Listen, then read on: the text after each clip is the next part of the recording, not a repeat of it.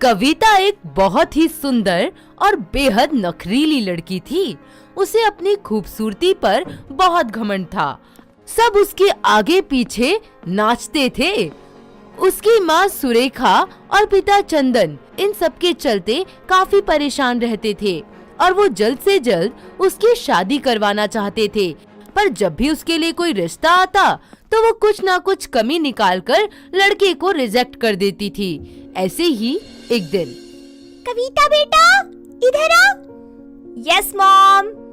लाडो, हमने तेरे लिए एक लड़का पसंद किया है, ले तू भी देख ले एक बार। व्हाट द हेल मॉम, मैं नहीं करने वाली ऐसी टिपिकल शादी। तुझे इतना पढ़ाया लिखाया इसलिए कि तू ऐसे बदतमीजी से बात करे हमसे? और हाँ, इस साल तुझे शादी करनी ही होगी, नहीं तो हम तुझे घर से निकाल देंगे। अच्छा ठीक है, मैं शादी करने के लिए तैयार हूँ, लेकिन मेरी एक शर्त है। शर्त? अरे कैसी शर्त? मैं पहले लड़कों को देखूंगी, फिर परखूंगी और फिर डिसाइड करूंगी कि कौन मेरे लायक है। ये क्या बकवास कर रही है तू? स्वयंवर रचाना चाहती है? What a brilliant idea, mom.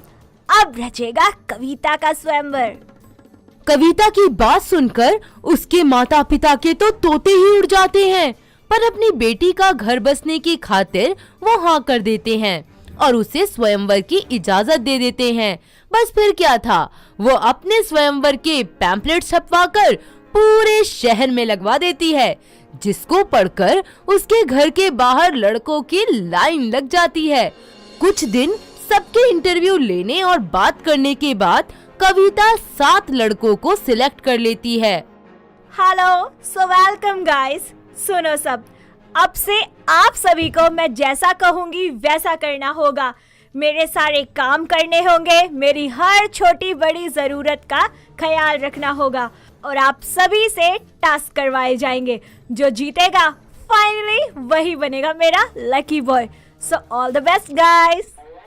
कविता की बातें सुनकर 2 लड़के वहाँ से फौरन धूम दबाकर भाग जाते, पर अब भी उससे शादी करने की चाहत दिल में लिए वो वहीं डटे रहते, जिनका नाम सुधीर, राघव, कौशल, कबीर और एक सबसे अलग भोला सा गर्भित नाम का लड़का होता है।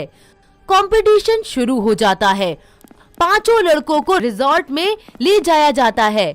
यहाँ राघव चालाकी दिखाते हुए कविता का हाथ पकड़ उसे इम्प्रेस करने की कोशिश करता है। कविता जी, आपकी ये खूबसूरती तो मेरी जान ही ले लेगी।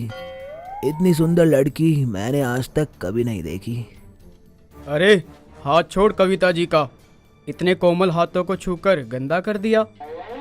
अरे कविता जी, लाइए मैं आपके हाथों को सैनिटाइजर से साफ कर देता हूँ। सब लड़कों को ऐसा करते देख गर्भित को बिल्कुल भी अच्छा नहीं लगता। ये सब क्या कर रहे हो आप लोग? दूर हटो कविता जी से और आराम करने दो उनको। गर्भित की बातें सुनकर कविता उसे देखती ही रह जाती है। उसे वो सबसे अलग और खास नजर आता है। Very nice, impressive and you all. मैं तुम्हें तुम्हारी टाइमिंग, लोकेशन सब कुछ बता दूंगी कि कौन मुझे कब, कहां और कैसे मिलेगा। ओके, सो अब कल मिलते हैं फिर, बाय। अगले दिन कविता रेडी होकर उन सब से मिलने एक रिजॉर्ट में पहुंचती है और सबको स्विमिंग पूल के पास बुलाती है। ओके गाइस, तो आज आप सभी को मेरी मसाज करनी होगी एंड मैं नोटिस करूंगी कि आप सब में से सबसे ज्यादा बढ़िया मसाज कौन करता है और मुझे रिलैक्स फील करवाता है। आपको ये सब मसाज करेंगे? आपको नहीं लगता कि ये थोड़ा ज्यादा हो जाएगा? यू डोंट वरी, अगर आपको नहीं आता तो आप अभी स्किप कर सकते हैं और यहाँ से जा सकते हैं। No I am okay, no problem. सभी लोग एक एक करके कविता का मसाज करना शुरू कर देते हैं। लास्ट में गर्भित की बारी आती है। वो उसे शोल्डर की जगह हेड मसाज करता है। कविता को उसका किया हुआ मसाज बहुत पसंद आता है और गर्भित वो टास्क जीत जाता है। अगले दिन एक नया टास्क शुरू होता है, जिसमें सभी को उसके हाथ पर किस करके उसको प्रपोज करना होता है। ये सुनते ही गर्भित फिर से हैरान हो जाता है। कविता जी, क्या ये सब करना ठीक है? लिसन गर्भित, ये मेरा स्वयंवर है और यहाँ मेरी मर्जी चलेगी। तुम्हें टास्क नहीं करना तो ये तुम्हारी मर्जी है। You may leave now. गर्भित उदास होकर एक कोने में खड़ा हो जाता है और सभी लड़के एक एक करके अपने घुटनों के बल बैठकर कविता को प्रपोज करते हैं। ये सब देखकर गर्भित को बिल्कुल भी अच्छा नहीं लगता। जब उसकी बारी आती है तो वो बिना कविता को किस किए कहता है, कविता जी, आई लव यू। मैं आपसे खुद से ज्यादा प्यार करता हूँ और मेरा प्यार एक किस का मोहताज नहीं है। इनफैक्ट इन सबको ऐसा करता देख मुझे बिल्कुल भी अच्छा नहीं लगा। गर्भित की बातें सुनकर वो उससे नाराज हो जाती है और गुस्से से विनर के नाम की अनाउंसमेंट करती है। सो फाइनली आज मुझे जिनका प्रपोज सबसे ज्यादा पसंद आया है उनका नाम है राघव। ये सुनते ही गर्भित की आंखें आंसुओं से भर जाती हैं। कविता जी, मैं ये सब और नहीं देख सकता और मैं ये सब छोड़ के यहाँ से जा रहा हूँ। लेकिन एक बात जरूर कहूँगा कि मैं आपसे वास्तव में बहुत प्यार करता हूँ। अरे ओ भाई, जा जा, ये भाषण कहीं और देना। रुको राघव, असली विनर तुम नहीं बल्कि गर्भित है। अरे कविता जी, ये क्या कह रही हैं आप? सुनो गर्भित, प्लीज मत जाओ। मुझे तो तुम पहले दिन से ही पसंद हो। नहीं मैडम, अब नहीं। मैं समझ गया हूँ कि आप मेरे लिए तो बिल्कुल नहीं बनी। प्लीज गर्भित, ऐसा मत कहो। मैं सच में तुमसे बहुत प्यार करती हूँ और मैं तुम्ही से शादी करना चाहती हूँ। ठीक है, पर शादी से पहले मेरी भी एक शर्त है जो आपको माननी होगी। हाँ गर्भित, तुम जो कहोगे, जैसा कहोगे, मैं सब कुछ कर दूंगी। आपको मेरी माँ और मेरे घर की सारी जिम्मेदारी उठानी होगी। गर्भित खुशी खुशी अपने घर जाता है और अपनी माँ सुजाता को बताता है कि वो कविता से शादी करना चाहता है, जिसे सुनकर सुजाता गुस्से से तनतना जाती है। अरे अरे, वो स्वयंवर वाली लड़की, हाय, वो मेरे घर की बहू कभी नहीं बन सकती। अरे सब देखा है मैंने, 5-5 लड़कों के साथ ना जाने कौन कौन से खेल रचाए हैं उसने। नहीं माँ, वो अब ऐसी बिल्कुल भी नहीं है। और स्वयंवर में बुराई ही क्या है भला? ये तो पुराने समय में भी लोग करते थे। अरे पुराने जमाने में माता पिता लड़के का बल देखते थे, बुद्धि देखते थे, और अब ये लड़कियां लड़कों का काम और बॉडी देखती हैं। मैंने देखा है राखी का स्वयंवर, आज तक किसी के साथ टिकी नहीं। ऐसी लड़की बिल्कुल भी नहीं चाहिए। माँ बस भी करो, मैं उससे प्यार करता हूँ और शादी भी उसी से करूँगा। और हाँ, मुझे पता है कि वो आपका मन भी जीत लेगी। गर्भित की बात सुजाता को सही लगती है और वो उन दोनों की शादी के लिए मान जाती है। कविता घर में आते ही अपनी सारी जिम्मेदारियां निभाने लगती है और उसे ऐसा देखकर सुजाता को बहुत अच्छा लगता है और सभी एक साथ खुशी खुशी रहने लग जाते हैं और कविता का भी घर बस जाता है। तो देखा दोस्तों, किस तरह हमारी स्वयंवर वाली बहू ने अपना दूल्हा चुना। क्या आपके आसपास भी ऐसी बहुएं हैं? अगर हैं तो हमें कमेंट करके जरूर बताएं। करुणा और सुमित जयपुर में रहा करते थे। सुमित एक कंस्ट्रक्शन कंपनी में काम करता था, जिसके सिलसिले में अक्सर वो शहर से बाहर ही रहा करता था। दोनों की शादीशुदा जिंदगी बहुत अच्छी बीत रही थी। वक्त बीतता जाता है। एक दिन सुमित का प्रमोशन हो जाता है। उसे अपनी कंपनी में मैनेजर की पोस्ट मिल जाती है, जिसके चलते उसे दिल्ली में शिफ्ट होना पड़ रहा था। सुमित खुशी खुशी अपने घर पहुंचता है। दोनों एक साथ बैठकर खाना खा रहे होते हैं। तभी करुणा, मुझे तुमसे कुछ बात करनी है।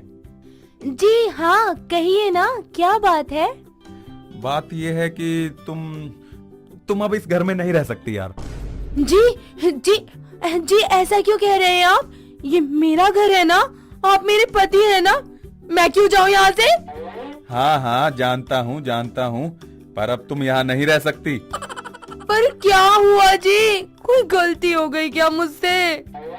अरे मेरी जान, क्योंकि अब हम दोनों दिल्ली में रहेंगे। मेरा प्रमोशन हो गया, प्रमोशन। मैनेजर बन गया तुम्हारा पति। मेरी जान, मेरी डार्लिंग पप्पी दे दे। क्या? सच? हाय, आपने तो मेरी जान ही निकाल दी थी, पागल कहीं के।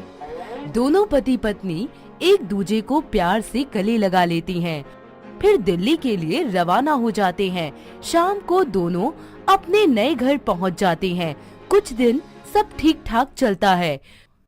ऐसे ही एक दिन वो और सुमित नाश्ता कर रहे होते हैं, तभी उनके घर की बेल बजती है। करुणा दरवाजा खोलती है। सामने टिप टॉप मॉडर्न रीना खड़ी होती है। जी, आप कौन? सॉरी, मैं बिना बुलाई ही आ गई। My self Reena, Mrs Reena Dubey, आपकी पड़ोसन। ओह ओके, प्लीज आइए आइए, अंदर आइए। Thank you. एक्चुअली मैं काफी टाइम से सोच रही थी कि आपसे बात करूं, बट यू नो ना, टाइम ही नहीं मिलता। यस, मैं भी न्यू हूँ, किसी को जानती नहीं हूँ। थैंक यू आपका, कम से कम आप तो आई यहाँ। फाइनली कोई पड़ोसन तो है, एटलीस्ट दोपहर तो कटेगी मेरी बातें कर करके। यस। अच्छा, अब मैं चलती हूँ, मुझे लेट हो रहा है। इस तरह करुणा और रीना की दोस्ती हो जाती है और रीना का उनके घर आना जाना शुरू हो जाता है। दिन बीतते जाते हैं। अभी तक सुमित और रीना की मुलाकात नहीं हो पाई थी। एक दिन वो रीना को खाने पे बुला लेती है। यहाँ पहली बार उनकी मुलाकात होती है। सुमित को रीना बहुत ही इंटरेस्टिंग लगती है। वो उसको देखता तो बस देखता ही रह जाता है। उसका हंसना, बोलना, चलना उसे काफी अट्रैक्ट करता है। जब करुणा किचन में खाना लेने जाती है तब। तो सुमित जी, वैसे क्या काम करते हैं आप? जी मैं कंस्ट्रक्शन कंपनी में मैनेजर हूँ। वैसे आपके पति क्या करते हैं? जी, मेरे पति तो फॉरेन में रहते हैं। मैं यहाँ अकेली हूँ, बेचैनी भरी सांसें और तन्हाई भरे आलम में बस जिए ही जा रही हूँ। बहुत ही शायराना अंदाज है आपका। जी, बस आपको देखकर ही शायरी याद आ गई। बातों से तो काफी रोमांचक लगती हैं आप। बस अदा है ही इतनी जानलेवा कि कोई बच ही नहीं पाता। वैसे आपको देखकर सच में बचना बहुत मुश्किल है। जी जनाब, हुस्न है ही इतना कमाल कि बस जादू चल ही जाता है। तभी हाथों में खाना लिए करुणा वहाँ आ जाती है। वो दोनों उसे देखकर एकदम चुप हो जाती हैं। मुझे देख के चुप क्यों हो गए? ऐसी क्या बात चल रही थी पतिदेव और नई पड़ोसन के बीच? अरे बताओ यार, मुझे भी बताओ। कुछ नहीं करुणा, बस बिजनेस के बारे में बात कर रहे थे। हाँ, यही पूछ रहा था मैं कि इनके पति क्या काम करते हैं। तो क्या काम करते हैं आपके पति? सब समझती हूँ मैं। अगली सुबह करुणा जल्दी उठकर सारा काम करती है, नाश्ता बनाती है। वहीं सुमित सारा दिन रीना के बारे में सोचता ही रहता है। उसके दिमाग में बस रीना का ही ख्याल रहता। वो उसके प्यार और आकर्षण में पूरी तरह डूब चुका था। ऐसे ही एक दिन जब करुणा घर से बाहर गई होती है तो सुमित रीना को अपने घर बुलाता है। रीना, मुझे तुमसे कुछ कहना है। हाँ, कहो ना। वो एक्चुअली मुझे पता नहीं चल रहा मेरे साथ क्या हो रहा है। कुछ अजीब सा हो रहा है। मतलब मैं जहाँ भी जाता हूँ मुझे बस तुम ही नजर आती हो। सोते बैठते उठते जागते सोचते, मतलब कुछ सोचता भी हो तो तुम्हारा ही ख्याल आता है। मुझे बस तुम ही नजर आती हो। क्या तुम्हें भी वो महसूस होता है जो मुझे होता है? हाँ सुमित, मेरा भी यही हाल है। समझ ही नहीं आ रहा था कि तुम्हें कैसे बताऊं, क्या कहूं, पर आज मैं खुद को रोक नहीं पाऊंगी। I love you Sumit, I love you so much. I love you too Reena, बहुत प्यार करने लगा हूं मैं तुमसे। करुणा उन दोनों की सारी बातें सुन लेती है। उसके पैरों तले की जमीन ही निकल जाती है। अपने पति और बेस्ट फ्रेंड को इस तरह एक दूजे की बाहों में देखकर उसका विश्वास चकनाचूर हो जाता है। वो अंदर जाती है और जोर से ताली बजाती है। वाह वाह, यही उम्मीद थी मुझे। करुणा, जैसा तुम सोच रही हो वैसा कुछ भी नहीं है। पागल समझती हो क्या तुम मुझे? गलत तो मैं अब तक समझती आ रही थी, और अब और नहीं। अरे अरे अरे देखो करुणा, वो बस रीना का पैर फिसल गया था, मैं तो बस उसको संभाल ही रहा था ना। तुम जो सोच रहे हो वैसा बिल्कुल नहीं है। कितना झूठ बोलोगे? अरे सब कुछ शीशे की तरह साफ है और मेरी आंखों के सामने है। सुमित करुणा को एक जोरदार थप्पड़ मार देता है, जिसके कारण वो जमीन पर गिर जाती है। ये है असली जगह तुम्हारी, मेरे पैरों में, समझी तुम? हाँ, करता हूँ मैं रीना को प्यार, और हमेशा करता रहूंगा। आई बात समझ में? कुछ वक्त यूं ही बीत जाता है। सुमित करुणा को छोड़कर रीना के साथ रहने लगता है। वो अपनी सारी जमा पूंजी उसके नाम कर देता है। वक्त बीतता जाता है। करुणा की हालत बद से बदतर होने लगती है और एक दिन वो अचानक खुद को फांसी लगा लेती है। ऐसे ही एक दिन। सुमित, अब तो वो करुणा हमें कभी भी तंग नहीं करेगी, है ना? हाँ बेबी, वो हमारी लाइफ से बहुत दूर जा चुकी है। तो अब तुम भी उसी के पास जाओगे, समझे?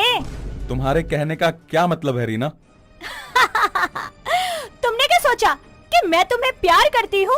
हाँ, कोई पतिवती नहीं है मेरा। मैं तो तुम्हें सिर्फ अपने मतलब के लिए इस्तेमाल कर रही थी। मुझे कोई प्यार व्यार नहीं है तुमसे। मुझे सिर्फ और सिर्फ तुम्हारे पैसे से मतलब है। मरोगे, तुम भी मरोगे। रीना, ये सब क्या बोल रही हो? पागल हो गई हो क्या तुम?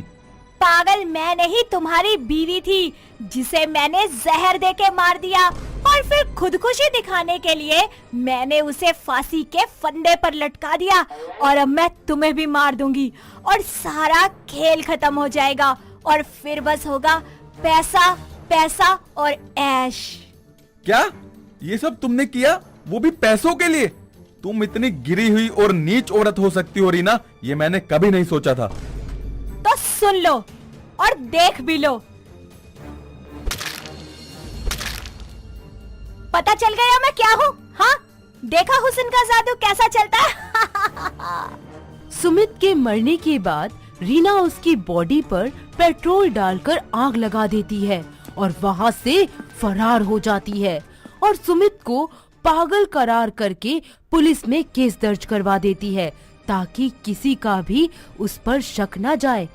इस तरह मासूम करुणा और धोखेबाज सुमित के प्यार का अंत हो जाता है और रीना यूं ही धोखेबाज पतियों को फांसती है और उनका घर तोड़ती है और उनके पैसे लेकर फरार हो जाती है। तो दोस्तों, कैसी लगी आपको हमारी ये कहानी? अगर आप इसे आगे देखना चाहते हैं तो हमें कमेंट करके जरूर बताएं। आलिया फॉरेन में पढ़ी लिखी, मॉडर्न और बदतमीज लड़की थी। वो 5 साल बाद इंडिया आई थी। अपने संस्कारों और रीति रिवाजों को धोकर पी गई थी। उसकी माँ कौशल्या और पिता दशरथ दोनों ही अपनी बदतमीज बेटी को अच्छे संस्कारों और महान भारतीय संस्कृति से परिचित करवाना चाहते थे, लेकिन क्या बदतमीज, जिद्दी, ढीठ आलिया इतनी आसानी से मानने वाली थी? Good morning pops. ये क्या है? पैर छू के आशीर्वाद लेते हैं माँ बाप के। जब से विदेश गई है संस्कार तो मानो भूल ही गई है। Just chill pop. Sanskar? How do you know him? वो तो मेरा 5वां बॉयफ्रेंड था। हैं? क्या बोल रही है? नथिंग पॉप्स, मैं एरोबिक्स करने जा रही हूँ। चाचा बाय। अपनी बिगड़ती लाडली को सुधारने के लिए दशरथ के मन में एक ख्याल आता है जो कि वो अपनी पत्नी से साझा करता है। सुनो, मैंने आलिया के लिए कुछ सोचा है। क्यों ना हम इसकी शादी किसी संस्कारी फैमिली में करवा दें ताकि वो यहाँ के रीति रिवाज भी सीख सके। मैं भी कुछ ऐसा ही सोच रही थी। कौशल्या और दशरथ मिलकर अपनी बेटी को शादी करने के लिए मना लेते हैं और कुछ दिन बाद आलिया की शादी संस्कारी परिवार के एक लड़के वरुण से हो जाती है, जिसके माता पिता बेहद ही धार्मिक विचारों के थे। वो अक्सर पूजा पाठ में लीन रहते थे। उन्हें भी अपनी बहू बड़ी प्यारी और गुणवान लगती थी। साथ ही वो उसकी गलतियों को नजरअंदाज कर दिया करते थे। पर एक दिन तो Hey mom, look at me, looking hot or not? अरे बेहया, क्या पहन लिया? तेरे ससुर जी आ जाएंगे। अरे जा अंदर जा। Oh please mom, बुराई ही क्या है इन कपड़ों में? वैसे भी आप जलती हैं मुझसे। स्मेल भी आ रही है।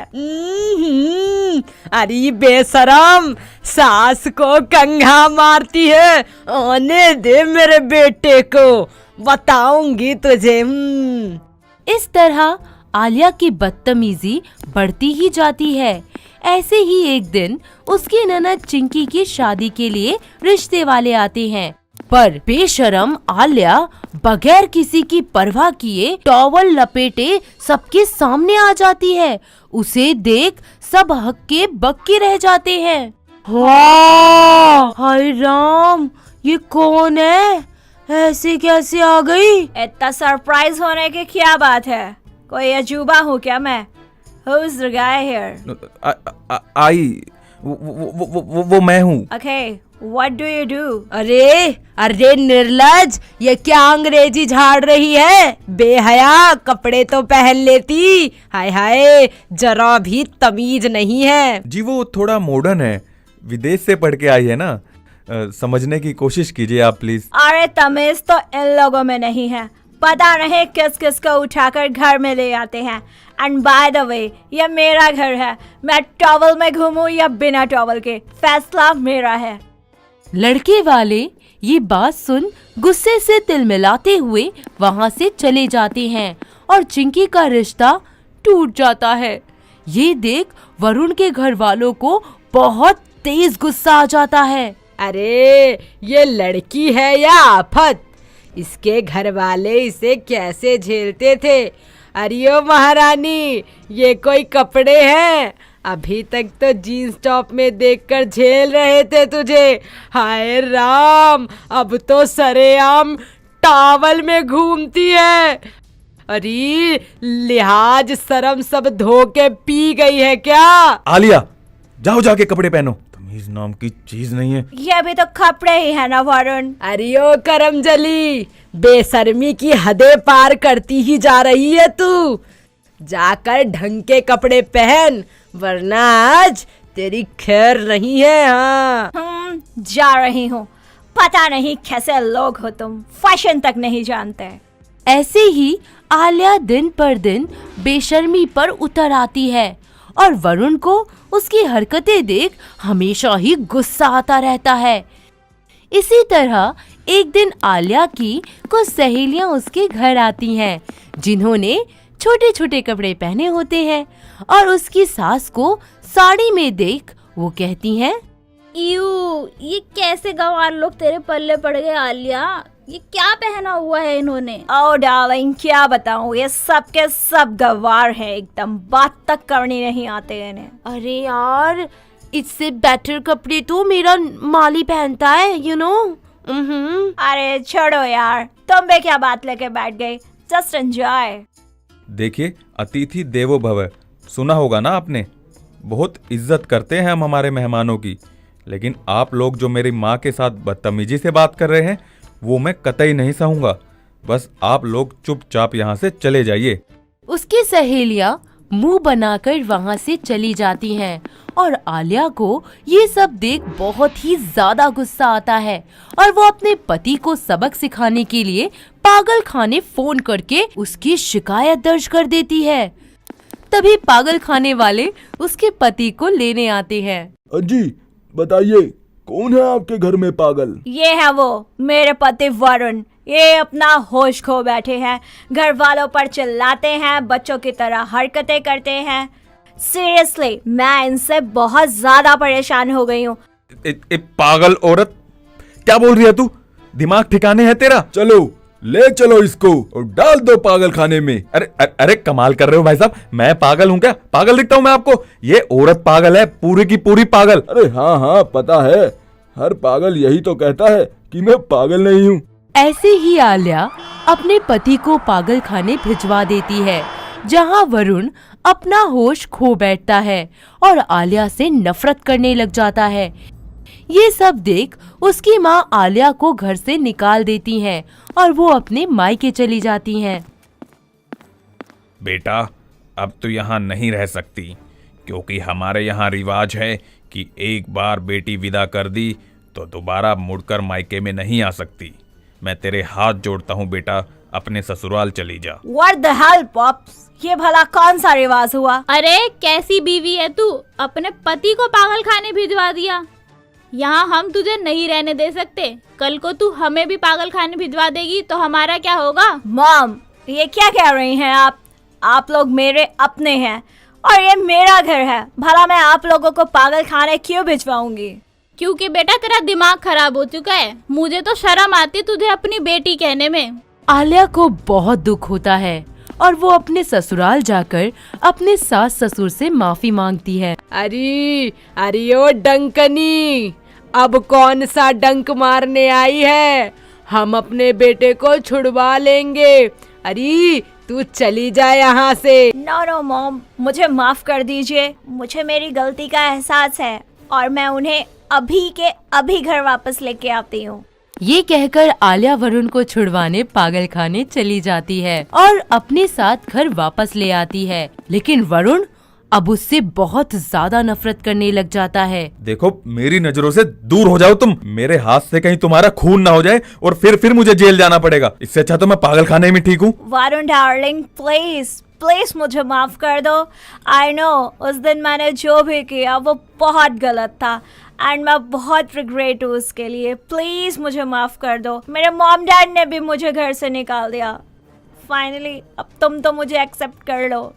आलिया की बात सुनकर वरुण को उस पर तरस आ जाता है और वो उसे माफ कर देता है। वरुण के माफ करते ही आलिया खुशी से उसे सबके सामने जोर से गले लगा लेती है। धीरे धीरे वो सभी संस्कारों और रीति रिवाजों को सीख अपने सास ससुर की सेवा करती है और अपने पति से बदतमीजी करना भी बंद कर देती है। एक जिम्मेदार बहू की तरह अच्छे से अपनी जिम्मेदारियां निभाने लग जाती है। तो दोस्तों, कैसी लगी आपको बदतमीज टॉवल वाली बहू? अगर आपके आसपास भी इस तरह की बहुएं हैं तो चुपके से हमें कमेंट करके जरूर बताएं।